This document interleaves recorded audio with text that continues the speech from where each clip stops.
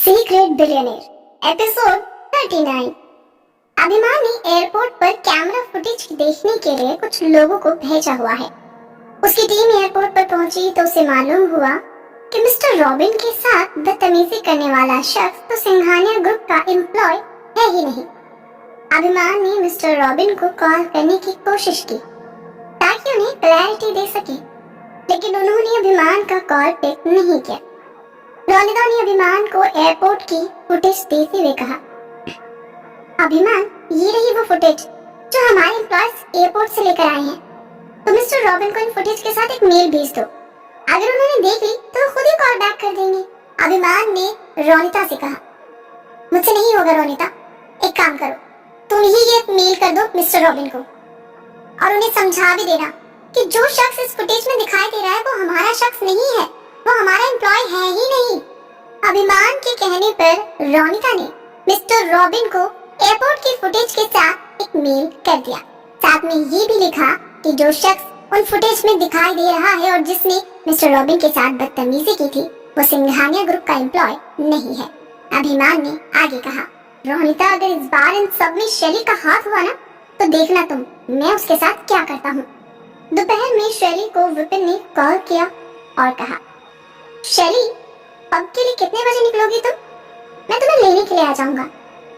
शैली ने विपिन से कहा, विपिन, उसकी कोई जरूरत नहीं है, मेरे पास मेरी गाड़ी है, मैं खुद आ जाऊंगी, तुम बस टाइम से पहुंच जाना। इतना कहकर शैली ने उसका कॉल काट दिया। विपिन शैली को मनाने की पूरी कोशिश कर रहा है, लेकिन वो तो विपिन की बात सुनने को ही तैयार नहीं है।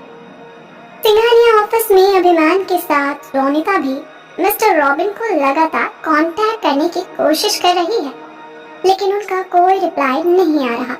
वहीं दूसरी तरफ सोशल मीडिया पर सिंघानिया ग्रुप के बारे में लोग तरह तरह की बातें कर रहे हैं।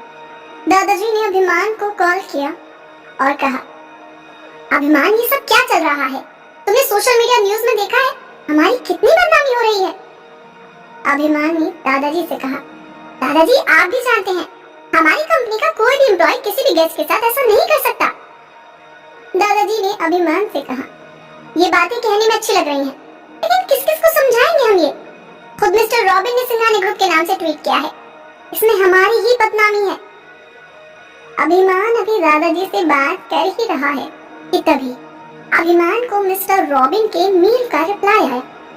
अभिमान ने दादाजी से कहा, दादाजी, मैं आपसे थोड़ी देर में बात करता हूँ।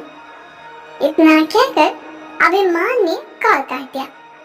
अभिमान ने रोनिता को बुलाया और कहा, रोनिता, मिस्टर रॉबिन का मेल आया है। रोनिता ने एक्साइटमेंट में पूछा, क्या उन्होंने हमारा मेल देख लिया? अभिमान ने कहा, हाँ, उन्होंने फुटेज देख ली है, लेकिन फिर भी उन्हें यकीन नहीं हो रहा। अभिमान रोनिता से बात कर ही रहा है कि तभी अभिमान का फोन बजा। अभिमान ने जब अपना फोन उठाकर देखा तो उस पर मिस्टर रॉबिन का नाम शो हो रहा है। अभिमान ने फोन उठाया और कहा, मिस्टर रॉबिन, आपके साथ जो कुछ हुआ उसके लिए मैं आपसे माफी मांगता हूँ, लेकिन आप एक बार मेरे साथ बात तो करिए। आपने डील कैंसिल कर दी और ट्वीट भी कर दिया। आपके उस एक ट्वीट की वजह से जानते हैं हमारी कंपनी को कितना नुकसान हुआ है। दूसरी तरफ से मिस्टर रॉबिन ने कहा, मिस्टर अभिमान, मेरी जगह आप होते तो आप भी वही करते। एयरपोर्ट पर जो शख्स मिला उसने मेरे साथ बहुत बदतमीजी की और उसने कहा था कि वो आपका एम्प्लॉय है। उसके पास सिंघानिया ग्रुप का आईडी कार्ड भी था, तो मैं कैसे ना धोखा खाता। अभिमान ने मिस्टर रॉबिन से कहा, मिस्टर रॉबिन, एक बार अगर हम मीटिंग करें तो शायद इस मामले को सॉल्व कर पाएंगे। इनफैक्ट हमारी डील के लिए ये बहुत जरूरी है। अभिमान की बात सुनकर मिस्टर रॉबिन ने कहा, मिस्टर अभिमान, मेरे लिए भी ये डील बहुत जरूरी है। इवन आपके साथ काम करने के लिए मैं कब से इंतजार कर रहा था। ठीक है, आप हमारी एक मीटिंग फिक्स कर लीजिए, मैं कल आपसे मिलूंगा और इस बार आपको बहुत ध्यान रखना होगा। मिस्टर रॉबिन की बात सुनकर अभिमान बहुत खुश हुआ और उसने कहा, thank you so much mister robin, thank you so much. आप इस बार फिक्र मत करिए, आपको लेने के लिए मैं खुद आऊंगा एयरपोर्ट। इतना कहकर अभिमान ने फोन काट दिया और रोनिता को खुशखबरी सुनाई। मिस्टर रॉबिन के एक बार फिर से वापस इंडिया आने की खबर सुनकर रोनिता को भी बहुत खुशी हुई। अभिमान ने रोनिता से कहा, रोनिता, इस बार मिस्टर रॉबिन के आने की खबर किसी को नहीं लगनी चाहिए। सिर्फ तुम और मैं ये बात जानते हैं, किसी तीसरे को ये मालूम नहीं होना चाहिए। मिस्टर रॉबिन के साथ एक बार बात फाइनल हो जाए फिर इस मामले की तह तक जाएंगे, क्योंकि मैं मुजरिम को ऐसे तो नहीं जाने देने वाला। अभिमान अब कुछ रिलैक्स लग रहा है। ये देखकर रोनिता ने कहा, अब जब मिस्टर रॉबिन एक बार फिर से हमसे मिलने के लिए आ ही रहे हैं तो क्यों ना हम एक छोटा सा सेलिब्रेशन कर लें। अभिमान ने कहा, रोनिता, पागल हो गई हो तुम? अभी सब कुछ ठीक नहीं हुआ है। सेलिब्रेशन की बात कहाँ से आ गई? ना तो मिस्टर रॉबिन को परेशान करने वाले का पता चला और ना ही सोशल मीडिया से हमारे बारे में नेगेटिविटी खत्म हुई है। रोनिता ने अभिमान को समझाया और कहा, अभिमान, सब ठीक हो जाएगा, इतना ज्यादा मत सोचो। सी, कल हमारी मीटिंग के बाद तो मिस्टर रॉबिन खुद ही ट्विटर पर सब कुछ क्लियर कर देंगे, और अगर हम इतने ज्यादा टेंस लगेंगे तो सबको वाकई में लगेगा कि हमने कुछ किया है।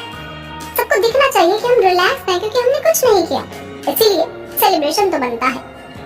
रोनिता की बात सुनकर अभिमान ने कहा, कल की कल देखेंगे, आज सच में मेरा मूड नहीं है। रोनिता का मुंह बन गया और वो उदास हो गई। रोनिता की उदासी अभिमान को अच्छी नहीं लगी, लेकिन वो ऐसे सेलिब्रेट करने के मूड में भी नहीं है। लेकिन फिर भी रोनिता की खुशी के लिए उसने कहा, अच्छा ठीक है ना, अगर तुम कहती हो तो चलते हैं, बताओ कहाँ चलना है। रोनिता का चेहरा खिल उठा और उसने मुस्कुराते हुए कहा, आज पब चली। अभिमान ने कहा, ठीक है, लेकिन कौन से पब? रोनिता ने कहा, वो मैं तुम्हें शाम को बताऊंगी, तुम बस 8 बजे तैयार रहना और मुझे लेने के लिए आ जाना।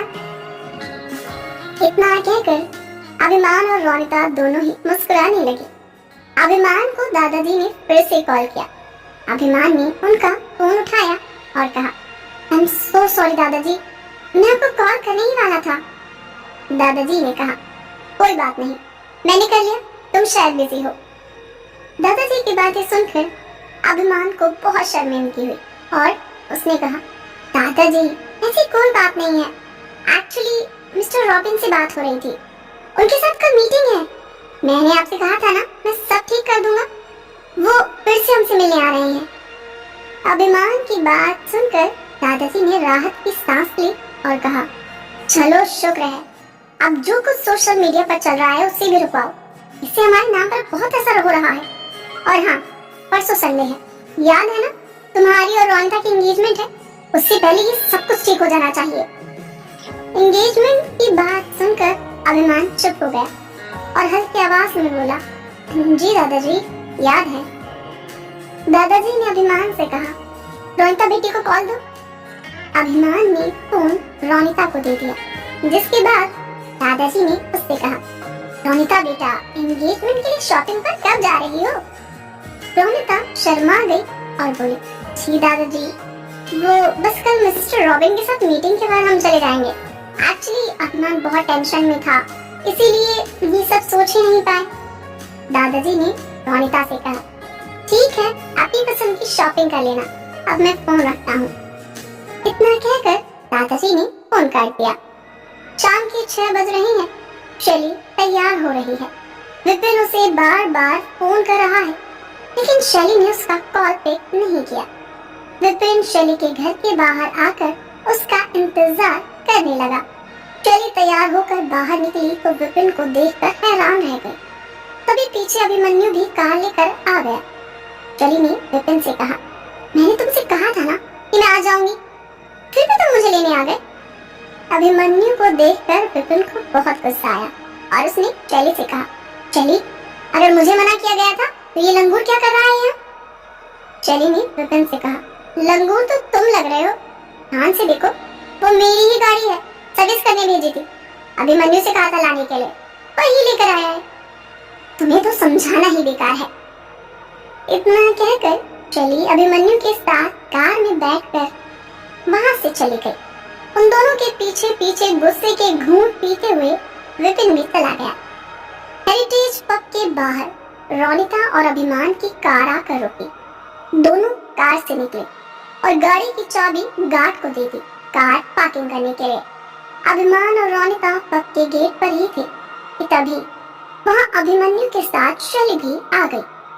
शैली ने कार का दरवाजा खोला और बाहर निकली। अभिमान की नजर शैली पर पड़ी और शैली ने भी अभिमान के साथ रोनिता को देख लिया। अभिमन्यु कार से बाहर नहीं निकला। पीछे से विपिन भी आ गया। शैली को देखकर रोनिता ने अभिमान का हाथ और कसकर पकड़ लिया। ये देखकर शैली को बहुत गुस्सा आया। तभी पीछे से विपिन ने आकर शैली की कमर पकड़ ली। विपिन का हाथ शैली की कमर पर देखकर अभिमान को भी गुस्सा आ गया। अभिमान रोनिता के साथ अंदर चला गया और शैली ने विपिन का हाथ अपनी कमर से हटा दिया और वहां से अंदर चले गई। क्या होगा आगे? क्या शैली और अभिमान एक दूसरे से बात करेंगे या फिर होने वाला है कोई बड़ा हंगामा? जानने के लिए सुनते रहिए सीक्रेट बिलियनेयर। ये एपिसोड पसंद आया हो तो कमेंट करके जरूर बताइएगा। रोजाना नए रोमांचकारी एपिसोड सुनने के लिए हमारे चैनल को सब्सक्राइब और ज्वाइन कर लीजिएगा और सुनिए पूरी सीरीज बिल्कुल फ्री में।